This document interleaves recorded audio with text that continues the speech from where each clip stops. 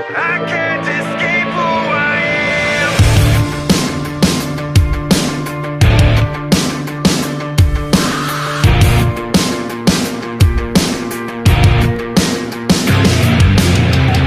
What dug a hole to hold my soul, buried inside a hole. Deep inside I know. Salut à tous et à toutes, aujourd'hui on se retrouve pour parler d'un manga qui s'appelle Good Night, I Love You, qui a été fait par John Tarashine, je crois que c'est comme ça, et qui a été publié aux éditions Akata en septembre 2018.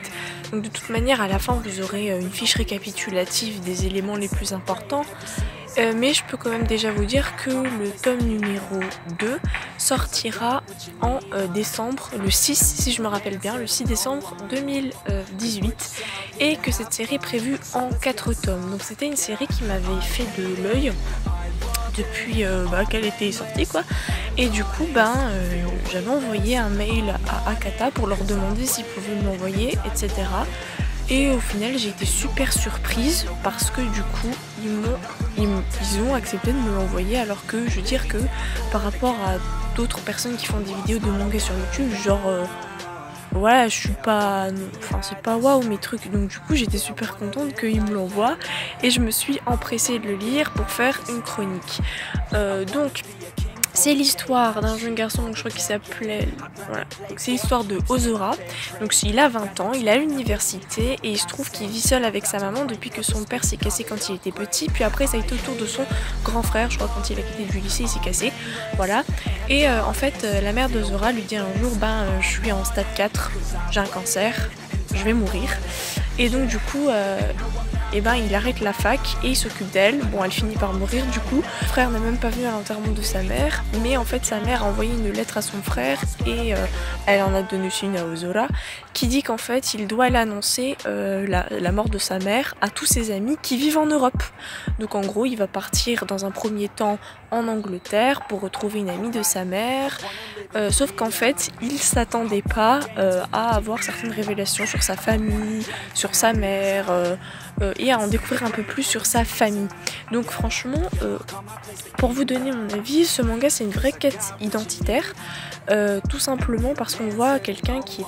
Enfin, je veux dire, Ozora, il est arrangeant comme personnage, c'est-à-dire qu'en gros, même s'il pense, il pense de son frère que c'est un sale traître parce qu'il les a abandonnés, etc., il va pas le lui dire méchamment en face. C'est quelqu'un qui garde tout pour lui, même quand il a mal ou quand il veut beaucoup quelque chose. Et ce voyage, je pense que c'est super positif pour lui, et je pense que c'est ce que voulait sa mère, du coup. Parce que peut partir en Europe, rien qu'on le voit quand il arrive à Londres, enfin quand il est en Angleterre, déjà il arrive à s'épancher sur le fait que sa mère soit morte et qu'il soit super triste avec la fille de la pote de sa maman. Donc il pleure, en fait il se confie, c'est déjà une grande première pour lui. En plus de ça il va à sa première fête parce que c'est quelqu'un qui ne va pas forcément ce genre de choses. Il aime bien rentrer chez lui à la maison chaque soir, faire ses cours, s'occuper de sa mère et puis voilà.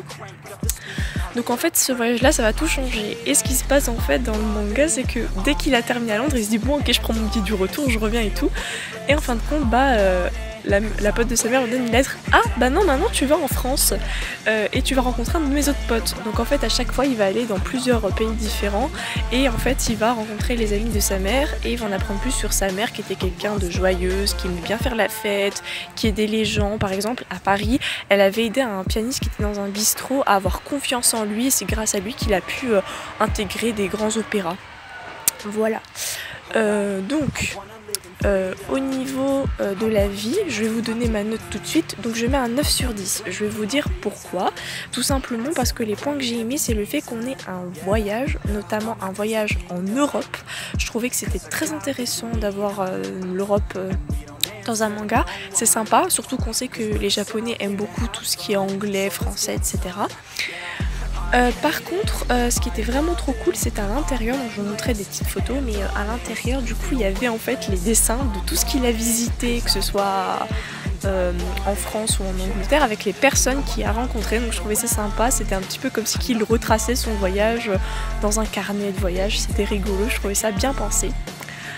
Au niveau de mes souhaits pour plus tard, Et c'est pour ça que j'ai pas mis 10 sur 10, parce que franchement j'ai adoré cette lecture là, je crois que je l'ai lu en 25 minutes, c'était le temps dans le tram, plus 5 minutes avant mes cours, donc ça fait à peu près 25 minutes. J'attends de voir la relation entre les frères s'améliorer, parce qu'il est clair que si sa mère envoie ses 2 fils faire ce road trip, c'est clairement pour qu'ils se réconcilient, puisque du coup le petit en veut beaucoup au grand de les avoir abandonnés, alors qu'il savait que sa mère était toute seule, etc. Mais on apprend aussi dans ce manga, dans ce tome, pourquoi en fait le frère est parti vivre à Paris, donc je vais pas vous spoiler, mais on va dire que c'est surprenant et en même temps ça allait pas tant que ça, mais bref, on est pressé de voir, enfin moi je suis pressée de voir s'ils vont se réconcilier, surtout que ils ont l'air trop mignons tous les deux quand ils sont ensemble, etc. Après, ce que j'attends de voir aussi, c'est par rapport au père de Ozora, parce que il pensait qu'il était mort, parce que petit, il a demandé où est-ce qu'il était passé à son grand frère a dit bah il a disparu, il est juste parti, il a disparu, voilà, il s'est envolé, voilà, et du coup bah en fait à la fin, il y a le grand frère qui lui dit mais attends, mais on est passé devant lui, tu l'as pas vu? Et refeuilleté les pages, et je me dis mais à quel moment on pourrait voir son père entre ces pages? Est-ce que son père est mort? Enfin finalement vu ce qu'il lui dit à la fin, on comprend que son père n'est pas mort, donc c'est un choc pour lui, et franchement je suis très pressée d'arriver au 6 décembre pour lire le tome numéro 2. Après, ce que je m'attends aussi, c'est que dans ses voyages, Ozora évolue beaucoup, comme je l'ai dit, donc c'est une personne d'assez réservée.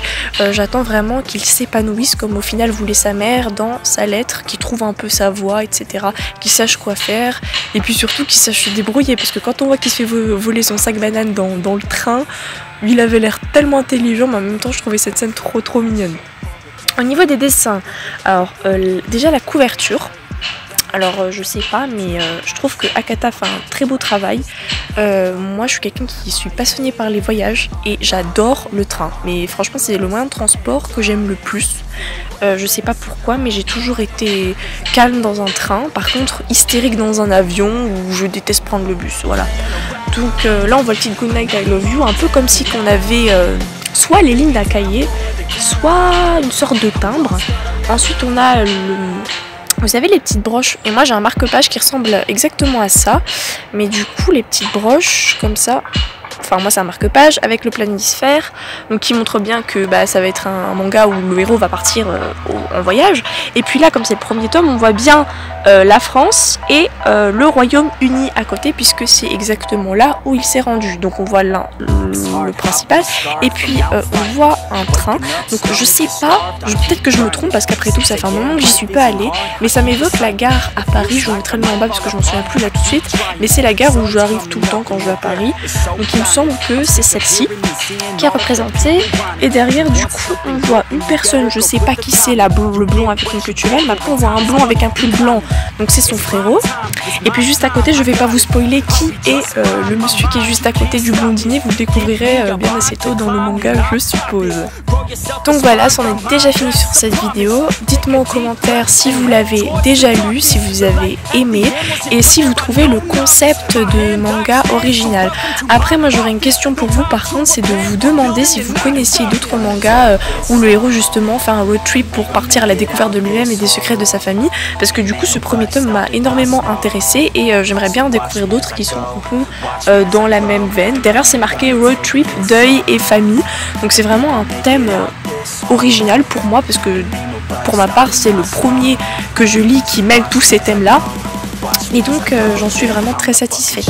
D'autre part, avant de vous quitter, je vous dirais que si vous voulez retrouver une chronique légèrement plus détaillée avec beaucoup plus d'informations et quelques spoils, et bien je vous mets en capture d'écran la photo de l'article sur mon blog que j'ai changé, du coup c'est plus Ranmao, mais c'est Reunion Koi. Et donc voilà, il y aura aussi la chronique de SOS Love le tome 1 et Magical Girl Holy Shit tome 1 que je n'ai pas en ma possession, mais que Akata m'a du coup envoyé en format papier que j'ai pu lire, et du coup j'en ferai une chronique sur mon blog. Sur ce, moi je vous dis au revoir, j'espère que cette vidéo vous aura plu.